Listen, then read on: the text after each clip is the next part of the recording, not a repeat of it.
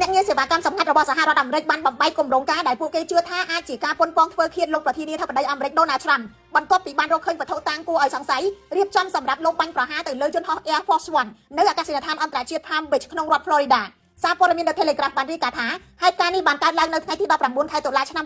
2025នៅពេលដែលលោក ត្រាំ ត្រៀមហោះចេញពី Florida ភ្នាក់ងារសេវាកម្មសម្ងាត់របស់អាមេរិកបានរកឃើញការរៀបចំទីឆ្លងបាញ់នៅលើដើមឈើមួយដើមដែលមានចម្ងាយមិនដល់1គីឡូម៉ែត្រផងទេពីផ្លូវរត់ជាកន្លែងដែលអាចកំណត់គោលដៅទៅលើលោក ត្រាំ យ៉ាងច្បាស់លាស់បើទោះបីជារកមិនឃើញជនសង្ស័យនឹងអាវុធភ្លាមក៏ដោយភ្នាក់ងារសេវាកម្មសម្ងាត់អាមេរិកចាត់ទុកថានេះគឺជាការគំរាមកំហែងហើយបានបង្វែរឲ្យលោក ត្រាំ ឡើងជណ្ដើរតូចផ្នែកចំហៀងជំនួសវិញដើម្បីបញ្ជាគ្រោះថ្នាក់ពេលនេះក្រុម FBI កំពុងតែស៊ើបអង្កេតលើករណីនេះសូមបញ្ជាក់ថា Air Force One ជាយន្តហោះពិសេសសម្រាប់តែប្រធានាធិបតីអាមេរិកម្នាក់ប៉ុណ្ណោះតួយន្តហោះនេះមិនអាចបាញ់ធ្លុះគ្រាប់បែកល្មមក៏មិនអាចបំផ្លាញវាបានដែរហើយយន្តហោះនេះមានឧបករណ៍អេឡិចត្រូនិកនិងបច្ចេកវិទ្យាដើម្បីបង្វែរការវាយប្រហារដោយមីស៊ីលថែមទៀត